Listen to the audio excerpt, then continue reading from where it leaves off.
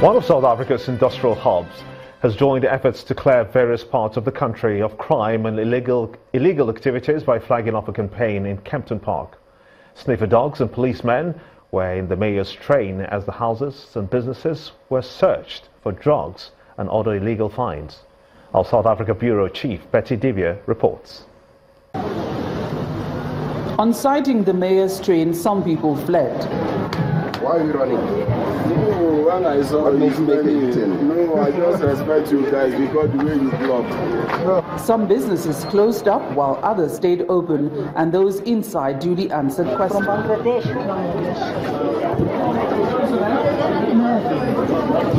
Yeah, come. The bed.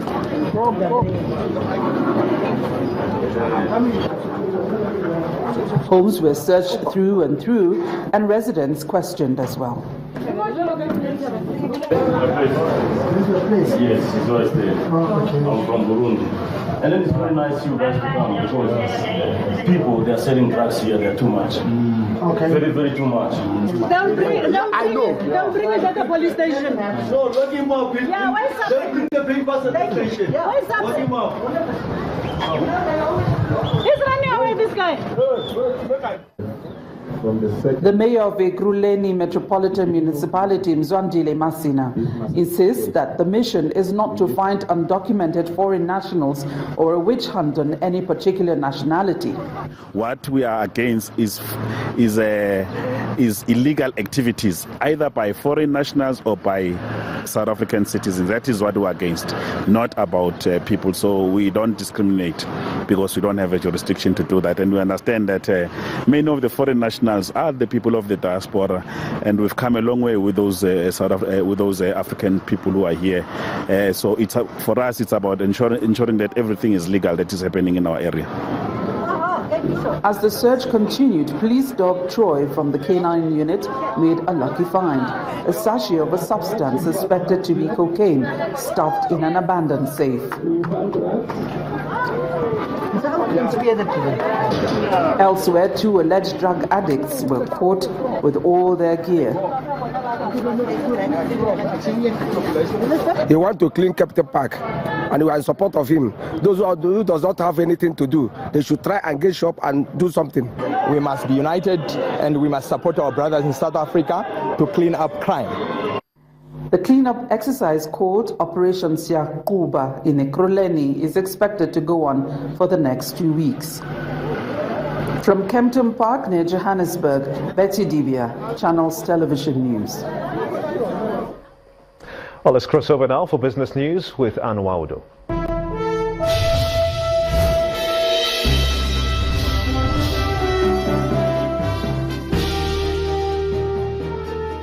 Thank you, Gimba. Welcome to Business News. The Angolan ambassador to Nigeria, Mr. Eustaquio Kibato, is advising the Nigerian government and the private sector to consider more investments in the nation's hospitality industry.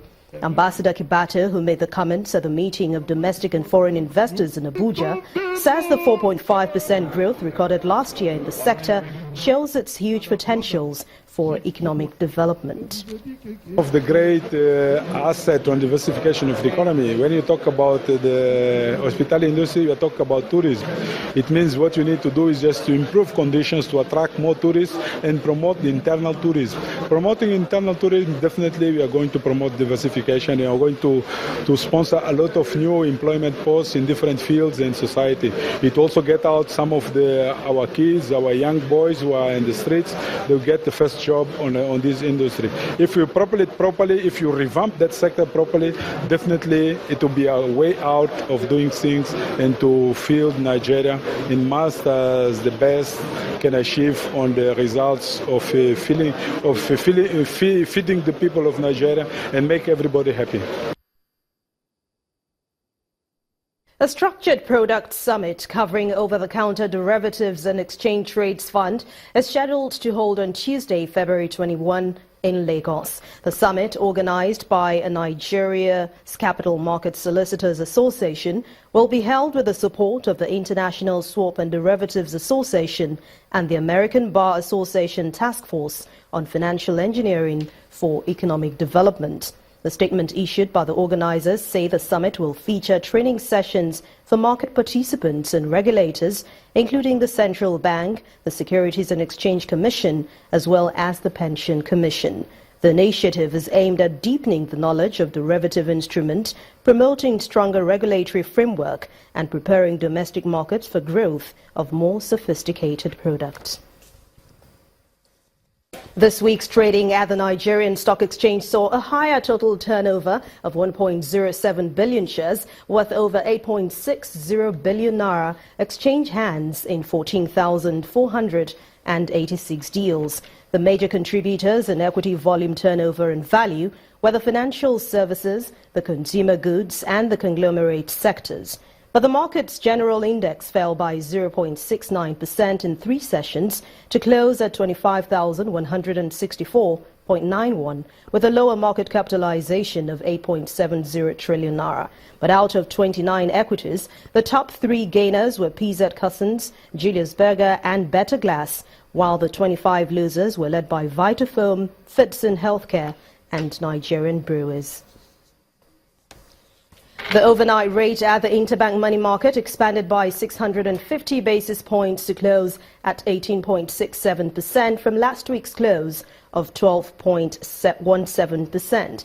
Analysts say this was driven by a significant cash withdrawal in the system. The CBN debited commercial lenders for treasury bills worth 202.4 billion naira and bonds worth 160 billion naira. 198.05 billion naira from maturing OMO bills is expected to hit the system, but that might happen next week, in addition to the disbursement of January budgetary allocation to states and local governments. Analysts at Codorus Capital expect the liquidity mopping action of the CBN to offset inflows next week. And from the interbank market, let's move to the Treasury bills market, where the central bank sold 32.44 billion naira, 30 billion naira and 140 billion naira of the 91, the 182 and the 364-day bill.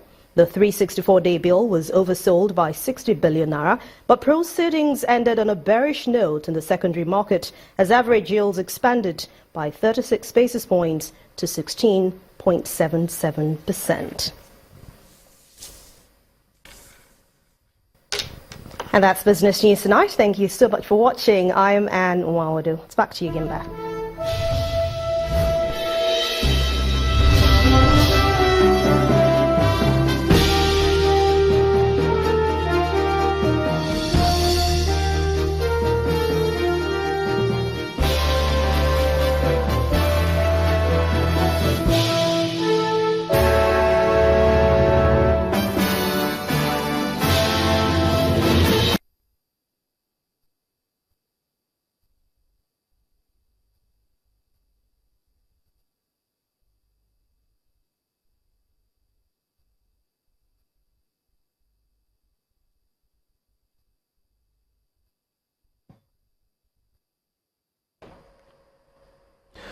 The US Vice President Mike Pence says that his country will be unwavering in its support for NATO. While addressing European leaders at the Munich Security Conference, Mr. Pence added that the US will stand with Europe today and every day. But he also told the gathered leaders that the European countries are not paying enough into shared defense. Well, according to him, only 5 nations have met a commitment to spend 2% of its GDP on defense. U.S. Vice President Mike Pence is seeking to assure Europe that the United States will back NATO, even as it looks for new ways to cooperate with Russia. But he was greeted by muted applause by European allies, unnerved by President Donald Trump. In Mr. Pence's first major foreign policy address for the new Trump administration, the Vice President told European leaders and ministers that he speaks for President Trump when he promises an unwavering commitment to the North Atlantic Treaty Organization's military alliance. Now, the fates of the United States and Europe are intertwined. Your struggles are our struggles. Your success is our success. And ultimately, we walk into the future together. This is President Trump's promise. The Vice President also says Russia must honor the Minsk peace accords and de-escalate violence in eastern Ukraine. And know this, the United States will continue to hold Russia accountable, even as we search for new common ground, which, as you know, President Trump believes can be found. In the meantime, German Chancellor Angela Merkel says her government will do everything possible to meet a NATO target for spending 2% of economic output on defense by 2024. She added that Europe's ties with Russia remains challenging, but it is important to work with Russia in the fight against Islamist terrorism. I said that at the beginning. From my perspective, we have unfortunately not found a stable, permanently good relationship with Russia in the last 25 years. I will not cease the push to establish a better relationship with Russia, despite differing opinions on many issues. Ms. Merkel, who has been critical of a U.S. ban on travel from 7 Muslim-majority countries, underscored that Islam itself is not the source of terrorism. She added that it is critical to include Muslim countries in the fight against Islamist terrorism. A political system based on true federalism has been identified as the panacea to the current socio-economic challenges in Nigeria. Well, this admonition came from the former Commonwealth Secretary General, Chief Emeka Anyoko, at the 14th edition of the Sun newspaper Governor of the Year 2017 award, in which Rivers State Governor Nyesom Wike emerged as winner. It was a time to honor those nominated by the organizers as having distinguished themselves in the area of governance in the year 2016. Our correspondent Emmanuel Ere reports.